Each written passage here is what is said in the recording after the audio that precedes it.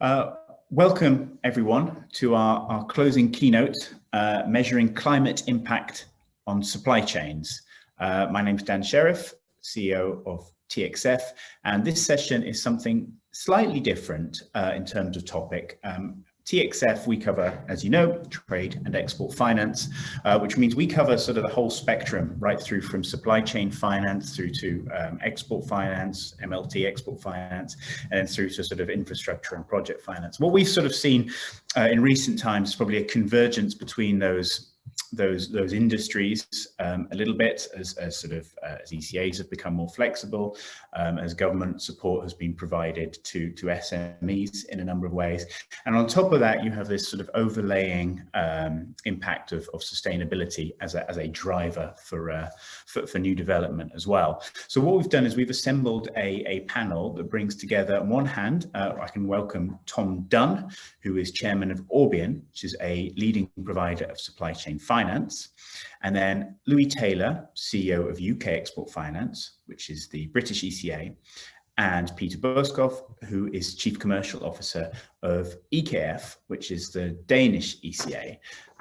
Now, what McKinsey did a study a few years ago where they sort of found out that 80% of greenhouse gas emissions of a consumer company, was actually in that company's supply chain rather than in the company itself. Similarly, 90% of impact on air, land, water, bio, and geological resources.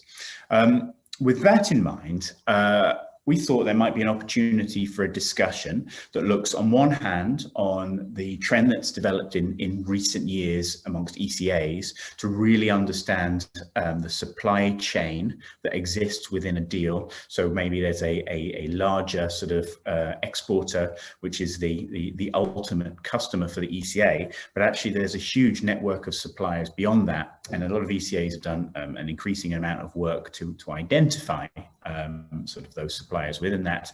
On the other hand, you have supply chain finance, which has done more, obviously has a sort of a myriad of data points related to the sort of the transactions that will be going on within a supply chain finance network within sort of any given week.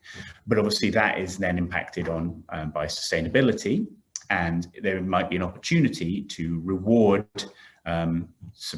good behavior amongst supplier in terms of sustainability and sort of create financial incentives. And we thought maybe there's an opportunity for a discussion to see how those two different trends might fit together, and actually maybe whether there's a possibility to work within export finance to incentivize good supplier behavior in terms of sustainability, and sort of mix these two industries together. So without further ado, I'll crack on. So perhaps sort of Tom, I'd kick off with you.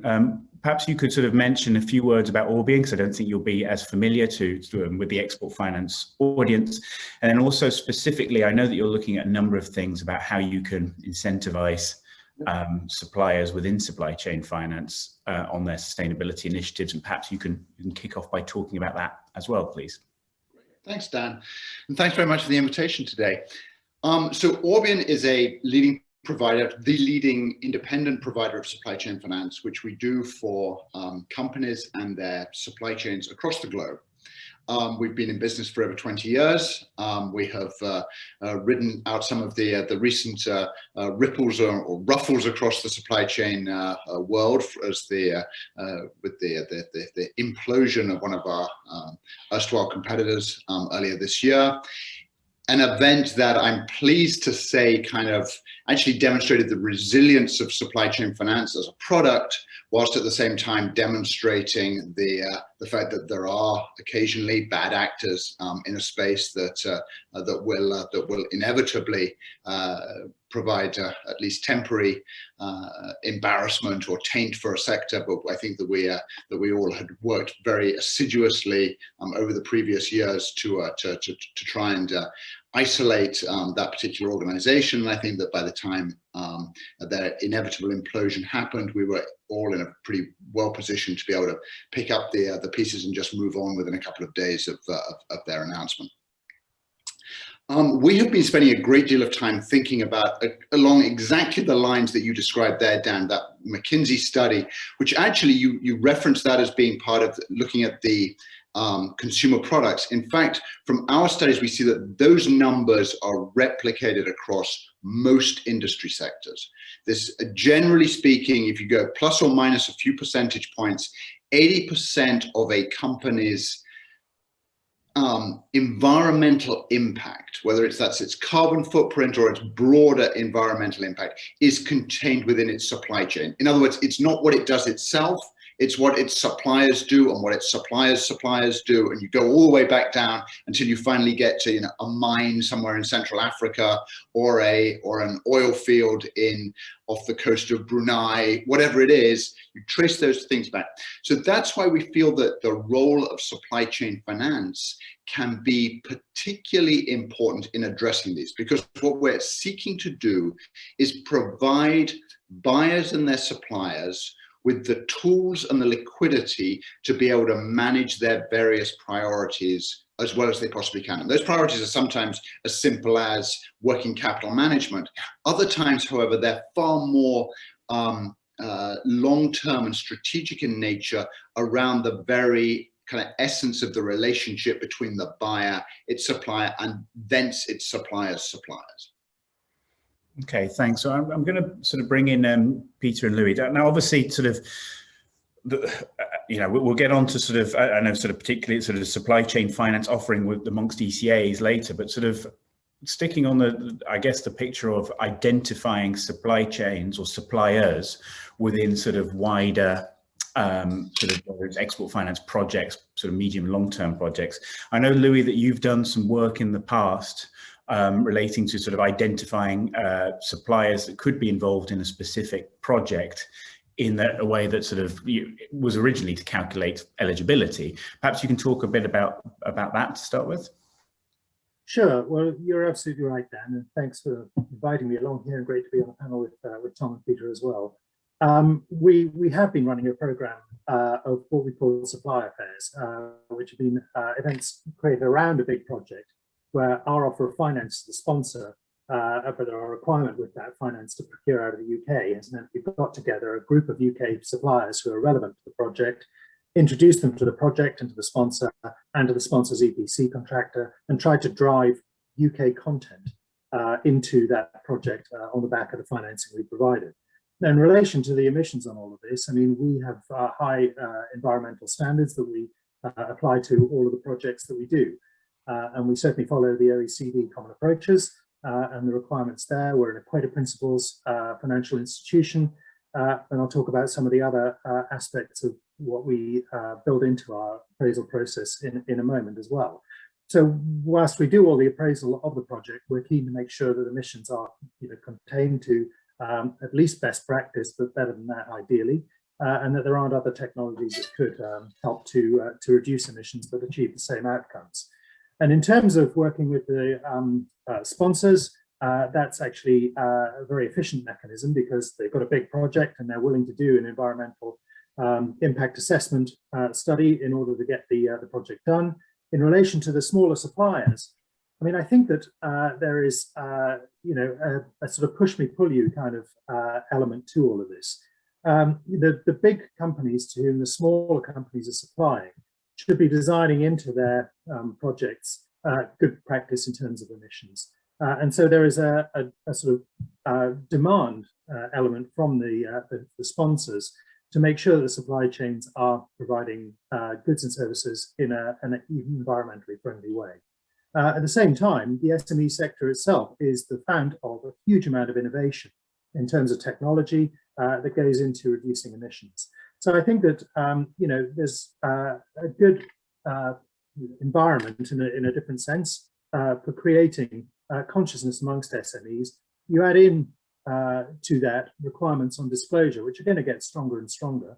So I think the UK is going to legislate that by 2025, all companies need to make disclosures under TCFD rules. And that is going to be a big driver of companies helping to reduce their emissions. Last point on this, I mean, we all talk about a transition.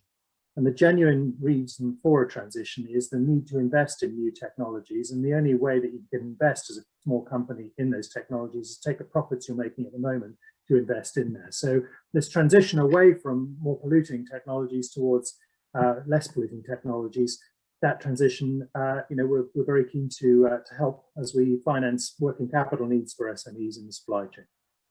Okay, Peter, and by the way, I should say to all speakers, if at any point, just feel free to interject or interrupt or speak over each other. That's absolutely fine. But Peter, do you want to sort of to comment on that from EKF's side as well? Yeah. Thanks for having me here, Dan. It's good to be with you and our other colleagues. EKF, we are, I think 70% of our balance sheet is committed to financing wind projects. And we are the largest financier of wind projects globally. We've got a third of all offshore wind farms financed by us. A smaller share of the onshore market, but in terms of gigawatts, it's around the same. So very obviously, our focus is very much on climate change mitigation and reducing emissions. We work in these projects very much with looking at the ESG aspects in every instance. So we'll be looking at the impact that this is not only to do with CO2 emissions, but also the impact that a particular farm has on wildlife, habitation, areas, birds, things like that. So ESG is extremely important for us. We, on top of that, we build it into our due diligence process that we need to look at the ESG policies of the individual sponsors and also suppliers such as Vestas in Denmark. We have an annual review of the company, and we have an ongoing dialogue around the policies, because obviously there is a lot of steel that goes into these turbines, and there are other activities in the supply chain that actually do lead to emissions. The same goes for the installation of these wind farms. They need to be transported, maybe on road or on sea. So there are many things in the value chain that you can look at, and we have an ongoing dialogue with our Danish exporters around that. And obviously, Vestas is a very big player, but there's an underforest of sub-suppliers they're also working very actively with. That we also appreciate those activities, and we make sure that everybody is focused on that. Okay, thanks. While we're on that, sorry, just to add to what Peter's saying. I mean, he's absolutely right about the supply chain in renewables. And at UK Export Finance, we were very keen to develop the UK's supply chain in that area, which truthfully is underdeveloped relative to our use of offshore wind and other renewable energy sources. So we're the biggest consumer of wind turbines in the world. We don't produce a single one in the UK at the moment. We're going to make a difference to that. So we actually have people focused now on helping the transition of oil and gas related companies towards renewable energy, because a lot of the engineering involved in offshore oil and gas is very applicable to offshore wind. And we're seeing huge adaptation. So we're helping to finance that transition. Okay, thank you. And I'll stay with you, Lou, just in terms of, and a question as well, just about sort of ECA mandates specifically. I guess the traditional, mandates are different for different ECAs around the world, whether it's sort of for export promotion, whether it's about jobs, whether it's about sort of national interest. I'm just sort of curious with sort of firstly with regards to sustainability, and secondly, I suppose, in light of COVID response as well, has sort of the UK Export Finance mandates changed at all in recent years with regards to those two issues, or do you expect it to? So Dan, you're right. I mean, every ECA is set up differently. We're set up by statute, and the statutory powers that we have and the purpose we have is very broadly drafted with no real restrictions in relation to environment or sector or whatever. And those restrictions really come in relation to the choice of policy of each individual government of the day. And the government at the moment is very focused on exactly the transition we've been talking about. And so it is government policy not to provide any more support for overseas fossil fuel projects. And that's not only export credit, it's ODA as well, and it's trade promotion. And that is no distinction between coal, oil, and gas. It's all fossil fuels. So this is really a very, very forward-leaning policy, and that is a policy that we have to take account of and put great weight on in our decision-making process. I mean, great weight. It's very unlikely you'll see us do any of those projects, despite the breadth of our statutory mandate. So we are, as I said before, focused on helping develop that supply chain. We've developed a range of projects, including in collaboration with ECAs, for example, out in Taiwan on offshore wind, where we've now financed 3 offshore wind fields. And last year, Dan, your organization, TXF, ranked us 2nd out of all ECAs for sustainable transactions with £2.4 billion of financing, which is a huge change in the makeup of our business mix. And that business mix will continue to change. And there's no question in my mind that COVID has accelerated the focus on this transition. That businesses are talking about very little else other than how they're going to green their business. And this is great news. It's really good news because people are focused not on the cost of climate change mitigation, but on the opportunity of climate change mitigation. And it is a massive business opportunity. Okay, and Peter, anything to sort of comment? I mean, I guess sort of regarding sustainability specifically, whether it's not a mandate, I guess, just because of, the nature of offshore wind, it's sort of always been a bit of a slam dunk for EKF, but it's sort of specifically in mandate, has it changed in recent years? No, it's not changed, and our most recent mandate is from 2016, and it's a statute, and it's fairly broad. And we then have some internal policies that have been fermented over many years, and it's basically become very much focused on wind energy, as you know, and that's obviously a big Danish export. But also, the next phases of wind energy and actually also solar energy. What are we going to do with all this electricity that we can produce? So things like power to X. Are we going to make hydrogen? In Denmark, we're looking at. We have these concepts around energy islands where we want to use the electricity generated from offshore wind farms to produce hydrogen, green hydrogen, which can then be used as a fuel or turned into other fuels. Basically making, I mean, Louis mentioned the North Sea, both the UK and Denmark. We've been producing oil there in the past. And if we can somehow turn that into an area where we actually make very green fuels, it's a great achievement, I think, for us if we can do that. So we are looking into the next phase of our development, which is really focused on supporting these new initiatives within Power to X. Basically, what can we use the energy generated by these wind farms, what we can use that energy to.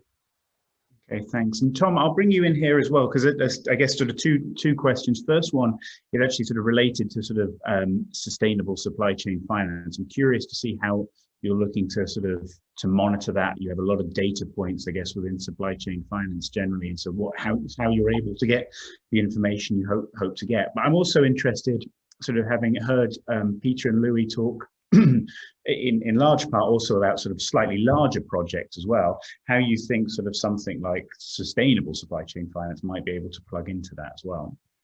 Well, I sort of draw a distinction between two aspects. So the first thing is that one of the very largest and most important programs that we have is actually for Siemens Gamesa. So exactly to the points that Louis and Peter have been making about wind and the importance of Denmark in that, and the fact that the UK is trying to develop these things. We see Siemens Gamesa actually sitting very much in the heart of that. I mean, I think our 4th or 5th largest funding currency is actually Danish kroner, which is kind of, out of all proportion to where it would be from its share of global FX trades. Danish kroner is very important to Orbian because of the importance of Siemens Gamesa for us, and again, their supply chain. So I see that actually probably as being the single most important sustainability project or aspect of our business right now. It's a hugely important program. It runs to several $1 billion a year of procurement spend that gets financed, that is delivering liquidity into the hands of those suppliers. The other side, and to the data point piece that you were just mentioning there, Dan, I think that where this is going to be really important is going to be in helping our clients to be able to access the sort of the myriad and ever expanding range of government supported, government sponsored, whether that's the EU, whether that's the EIB, whether that's export agencies such as Peter and Louis represent, whether it's some of the British government initiatives, whatever these things are, by giving them the access to the accurate information so that things can be monitored and accredited on a continuous basis is going to be a very powerful contribution that we can make to this success that our clients can then seek to have with their sustainability initiatives. But I do want to add a slight note of caution here as we think about supply chain finance and kind of as we think about the role played by sponsoring buyer organizations then to their suppliers. We need to be very careful here that what is an incredibly important and imperative for us doesn't turn into something that looks like coercive behavior on the part of very powerful buyers and less powerful or rather subordinated suppliers. Some of you may have seen there was a headline recently, a big UK retailer trying to do exactly the right thing leads to a headline in the Times business section, going green by being mean. Just, we need to be careful here that we don't run a risk of sort of tripping over ourselves a little bit with some of these initiatives. Yeah, and go Louis. I was just going to say, look, I agree with Tom entirely. I mean, there've got to be incentives in here as well as it's got to be sort of carrot as well as stick. And I think that there are plenty of incentives there, just because the world is moving in a direction where customers will want to see lower emissions. I think that there is an issue around data gathering, which is the proliferation of methods for calculating the relevant data, emissions data. And I think it's really important that just as we have on a lot of environmental studies, quite a lot of standards, so the IFC standards, however slightly old-fashioned they might look now and whether they need modernization we can argue about, but they are a standard. And in the climate change space and around emissions, there is a proliferation of tools, there's a proliferation of taxonomies, there's a proliferation of regulation, and there isn't really a lot of uniformity here. And I think to the extent that we can bring all of this together into something that represents an industry standard that everybody can work to, that represents, a sort of hallmark of confidence, that is really, really important. It's, we're going to have, I think, a huge competition for data scientists around this whole area. The way to get around that, surfeit of demand versus the supply of that capability is to create some standardization in here. And so having the right frameworks, the right taxonomy, and the right regulation is really important. That's where the governments can come in. Yeah. I agree, it has to happen organically, Tom. We can't push small suppliers by being mean. It's basically, the forces of the consumer and the trends within industry, and then government with a regulatory pull is the way to do it. And I think we've shown it in other areas that it's possible. It's really about traceability and data and knowledge, and we do it in other sectors that we consider important. So, for instance, within food, you can basically track the meat that you buy somewhere in the supermarket. You can track it down to the very specific farm, and we do the same within medicine. And doing something similar here within CO2 emissions, I think, is entirely possible. And there, I think, Tom, you're right there in the front seat. So I think this data collection is very important and actually very valuable for you guys and for the rest of us. Yeah, and I'd like to come back to Tom in a second about sort of what I'll term the wall of liquidity. I guess we're related to whether it's sort of government grants and or impact finance funds, et cetera. We'll come back to that in 1 second. Just staying on the data for 1 second with the ECA specifically, because obviously if I think of the Export Credit Agency of 10 years ago, the data collected, I mean, it's not like there wasn't data collected on projects, but probably what was missing was maybe data on the penetration that existed either across that supply chain, how many small companies there were, how many small companies were part of a larger project. And also if you kind of overlay something like COVID on top of that, where you have sort of some of the various COVID support sort of structures that have been put in place, many of them that have been delivered by ECAs, which means new companies coming to access, whether it's a loan or whatever, or a guarantee via an ECA, that never would have known about export finance or their export credit agency previous to the crisis. So I'm just curious as to sort of within your own organizations, what sort of, how is this sort of, this new data being collected? What are you looking for? Is there an investment in resources? And is that then done at an agency level, or is that done on a sort of wider governmental level? And so, Louis, if I'll start with you and then go to Peter on that. Yeah, so Dan, I mean, our purpose is to promote exports, and so we've got to justify, the numbers of exports, the number of companies we've actually supported. So we do gather data on the amount of UK content that goes into projects, and the number of companies who supplied goods and services into those projects. And all of that we verify. We have audit rights, not that we use them particularly often, but we do a sample of audits every year on the UK content that goes into the projects that we support. So we're gathering that data. In relation to emissions data, it's always going to be tricky for SMEs to report data at the level that they're at, because often they're supplying small components into a huge project, for example. But the thing that will also aid them in reporting that to us is the standardization of reporting mechanisms, and reporting calculations as well, that I referred to before. So I think that there's room to improve here. We're required by UK law to consider climate change in everything we do, and so we do now gather more data than we did on emissions, not only scope 1 and 2, but also scope 3 emissions. Which can be a tricky thing to gather, because not we're going to do any more LNG fields, but for LNG you don't know where the LNG is going to be used, and the emissions will differ in relation to that. Okay, thank you, Peter. Yeah. I mean, I agree entirely with Louis, and I think it starts already in the due diligence process. We evaluate the particular company's ability or the sponsor's ability to basically track and document what initiatives they're taking. And if they don't have the infrastructure to do that, then there's no way we can track it, and then the deal might not happen. And then the next step is the documentation, loan documentation. What mechanisms can you have to basically bring these issues forward in case we don't think that they live up to the standards that we agreed before the deal was entered into. And then we follow up on an ongoing basis. And obviously, this is very important for the big projects. It is very difficult for the smaller SMEs, which we also here to support. And I think that's where we still need to see some innovation in how we track things, and also how the SMEs work with these disclosures.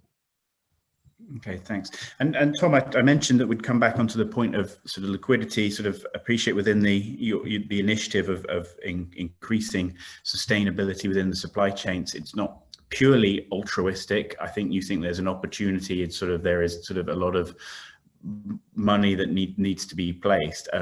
Perhaps you can talk about, or start with, just sort of breaking down what you see as those sort of various that wall of liquidity, brick by brick. What is government, what are they looking for in terms of grants, what are sort of some of the funds that might come into the sector as well, and just sort of talk to that in specifics. And then a follow-up question is, how do you present, I guess, whether your assets or the receivables in a way that is right for those organizations?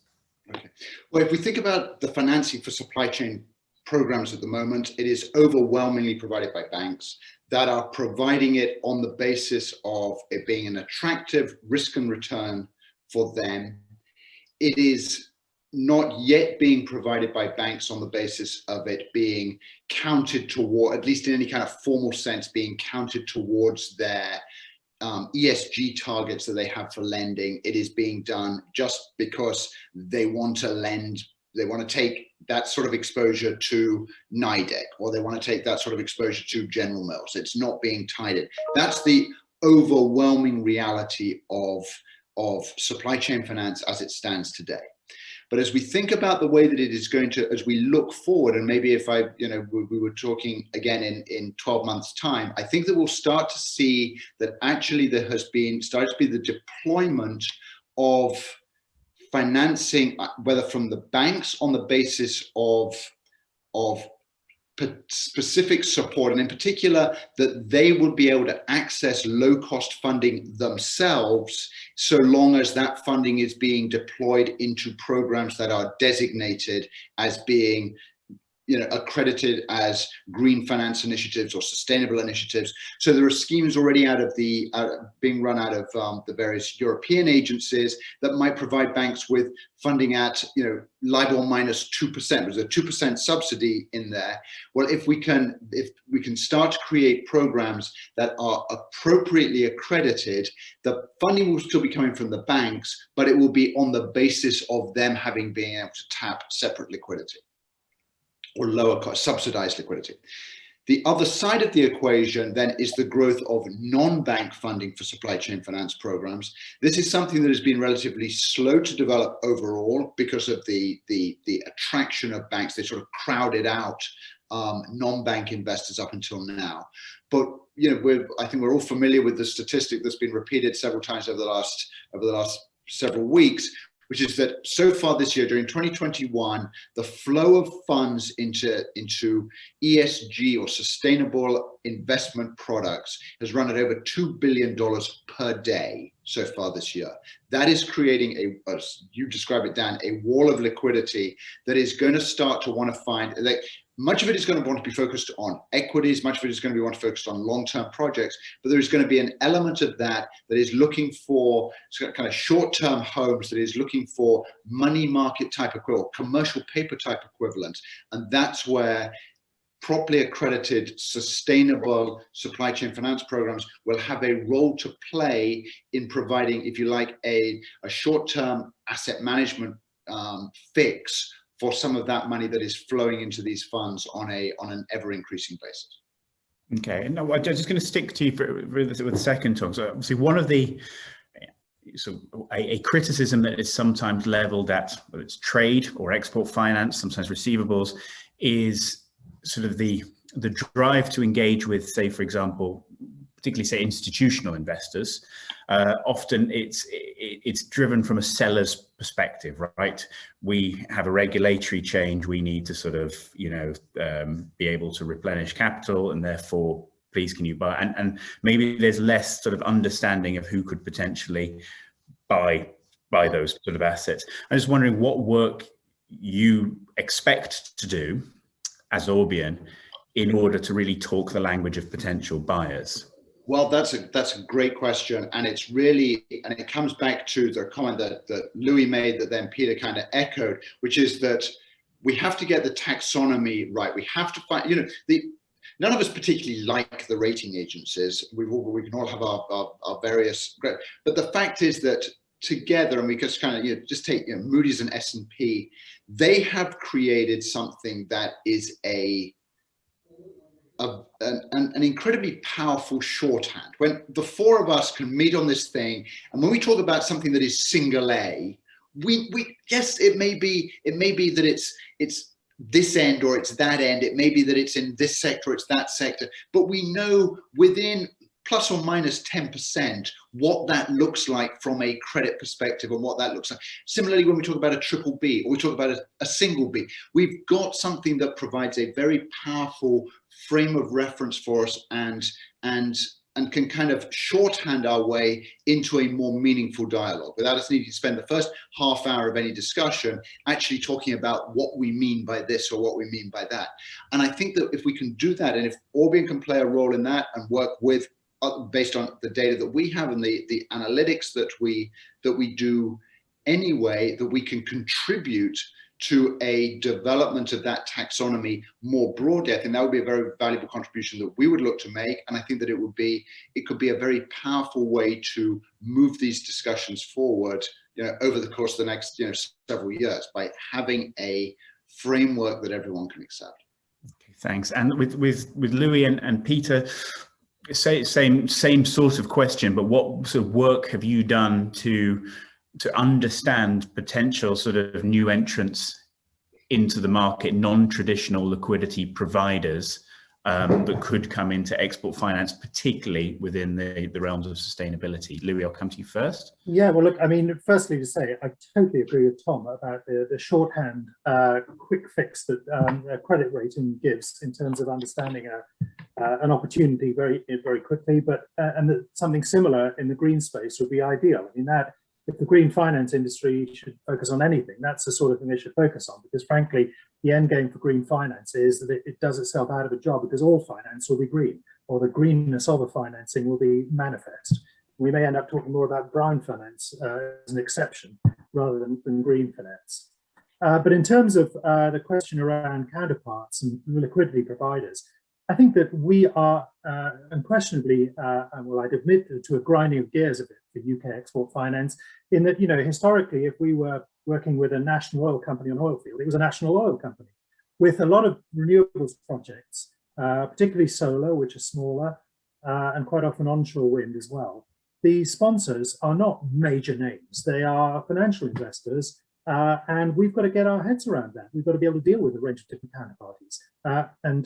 It's not quite, it would be too pejorative to say that it was a kind of gig economy kind of world, but relative to that sort of blue chip national oil company historical transaction, it is a very, very different kind of investor base, but we've got to be open to it. And so we are.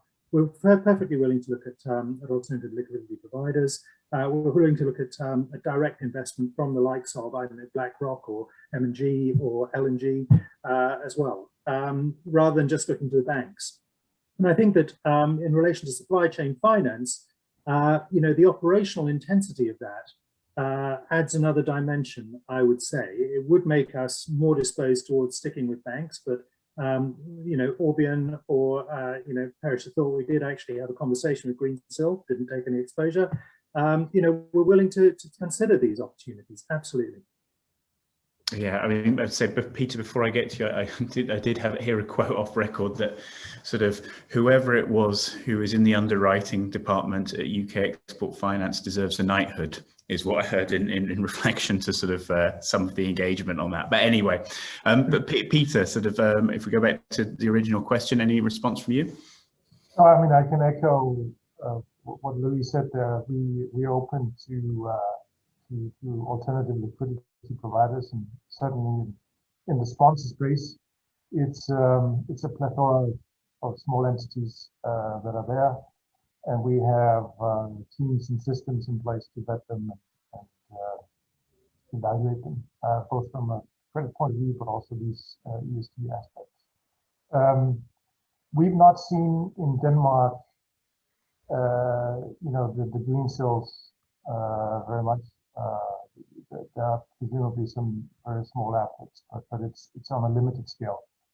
So in terms of supply chain finance, there you may have some insights there, Tom, that I don't have, but I think in Denmark it's still very bank driven. And gents, please keep in mind, I get all of my financing is done through banks. I kind of act as I provide the financing to the suppliers, but I raise the financing myself from banks. So everything I do comes from banks. Yeah.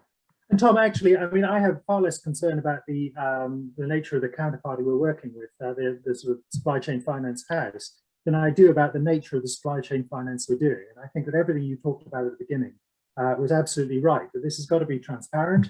It's generally sort of loops related to, big, decent counterparties that you can see who the supply chain is.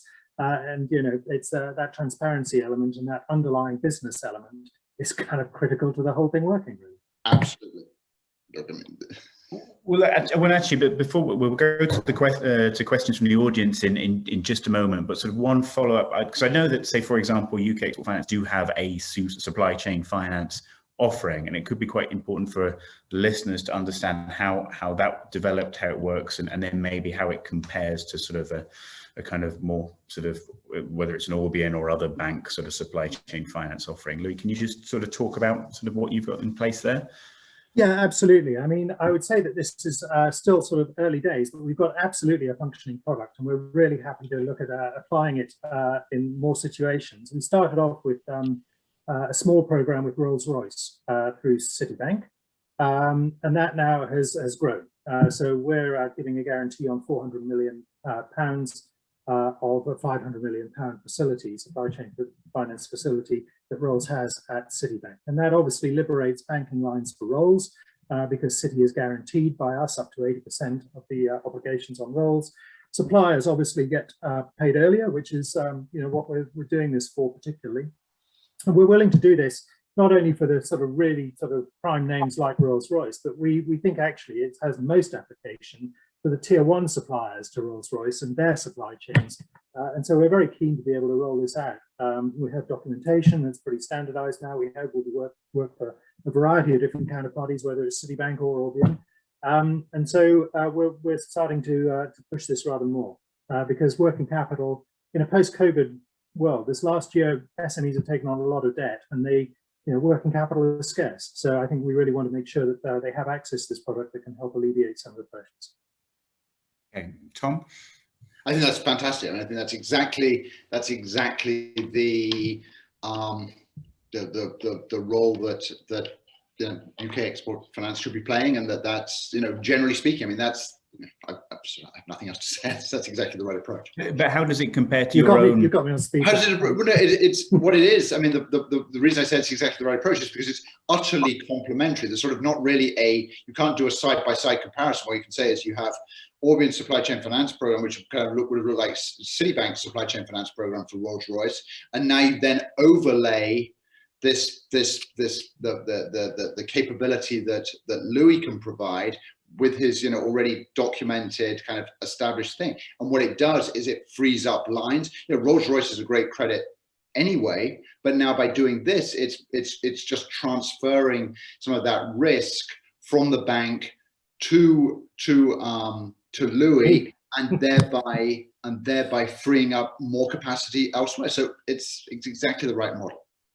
And Peter, anything sort of similar, or is it something you've looked at all? Yeah, well, we do something similar, very much focused on the SME space and credit insurance there, but we're looking at opportunities to bring it out on a wider scale and to larger companies also. But today it's SME focused.